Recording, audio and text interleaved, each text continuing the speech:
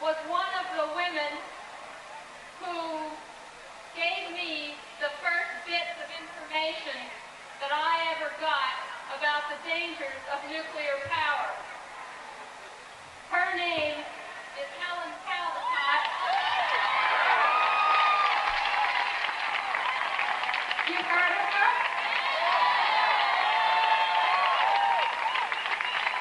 For those of you who don't know, I'm sure there aren't many of you, she is the president of Physicians for Social Responsibility. Dr. Caldicott is an internationally recognized expert in the field of implications of nuclear radiation. She currently resides in Boston, where she is on the staff of the Children's Hospital Medical Center.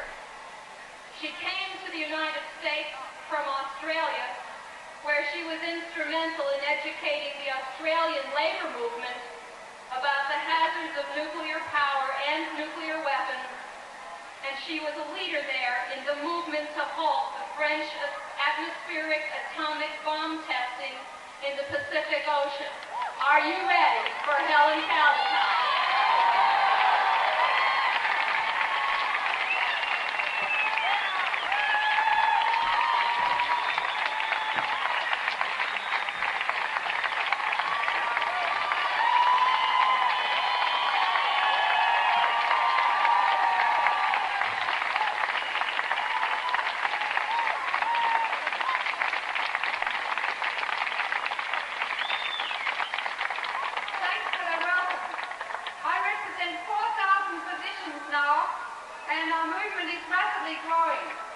And we're concerned about the medical implications of nuclear technology, and nuclear reactors were designed to make nuclear weapons.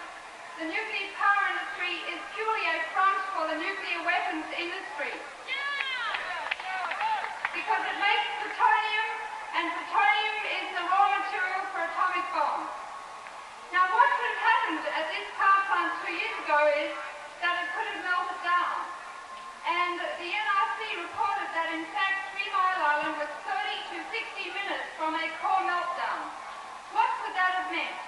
Well, the radiation inside, equivalent to that released by the explosion of 1,000 Hiroshima-sized bombs, could have formed a plume and blown over towards the eastern seaboard, and if 10 million people had been exposed, these would be the medical results.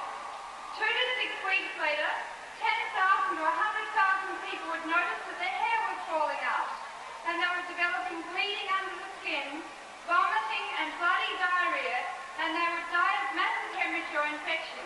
That is called acute radiation illness. Hundreds of thousands of men would be rendered sterile as their sperms were killed. Hundreds of thousands of females would stop menstruating. Thousands of babies would be born with tiny little heads, permanently mentally retarded. 5 to 10 years later, there would be an epidemic of leukemia, particularly among the children, because they're 10 to 20 times more sensitive to radiation than adults. And 15 years later, solid cancers would have started appearing, and they would continue to occur. The incubation time for leukemia is 5 to 10 years.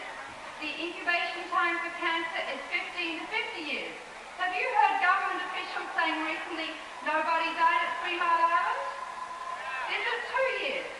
That is a statement of gross medical ignorance.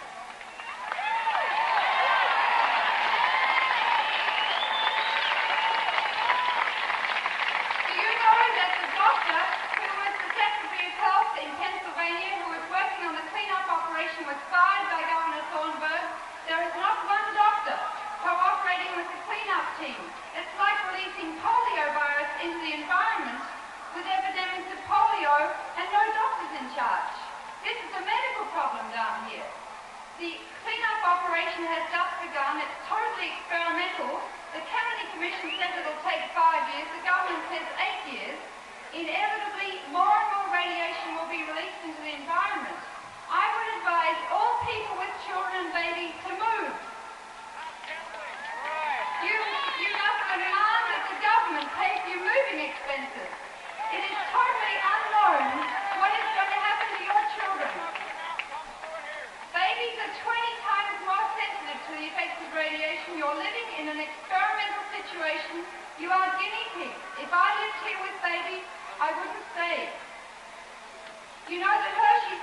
is 13 miles away. You know that they use most of the milk around here. Inevitably, I would think over the next 8 years, some of the milk will become contaminated.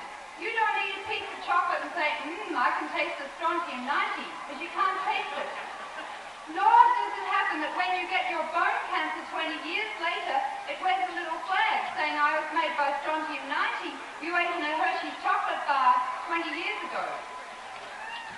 Workers. The workers are going to be contaminated by cleaning up that operation. They really have no idea how they're going to proceed with cleaning up this reactor. It's an extremely serious situation, and workers wear badges which only measure external radiation. It doesn't measure what they get inside their bodies. The internal emitters are the most important things. If you breathe in some plutonium or swallow some strontium-90, it lodges in an organ and just a very few cells get a high dose, and you may get cancer years later. The workers are not told that they may get cancer, or their sperm or egg may be affected, and their babies may be damaged. The industry doesn't tell them. Nuclear power produces massive quantities of radioactive waste, which must be isolated from the environment for periods of up to 1 million years. They don't know how to do that. They can't even store it safely for 10 years. We predict, as physicians, down the time track, there'll be epidemics of cancer, leukemia, and genetic disease in future generations. We will be producing, by having nuclear power and reactors to make weapons, random, compulsory genetic engineering. We didn't so much inherit the earth from our ancestors as we borrowed it from our descendants and our children.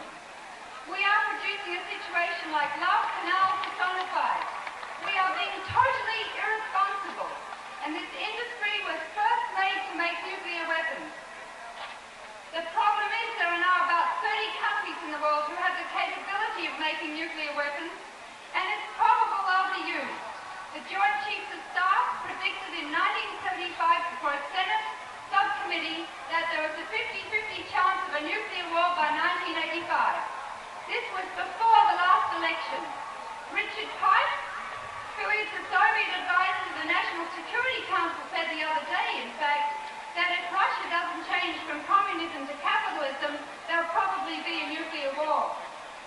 I was recently at the International Physicians Conference for the Prevention of Nuclear War, and we produced a document to President Reagan and Chairman Brezhnev, warning them of the medical consequences of a nuclear war, like within 30 days after a nuclear attack, it's predicted 90% of Americans will be dead. We sent it via the State Department, and a senior official in the State Department said, oh, that group, they said, they're for peace, and they're against nuclear war.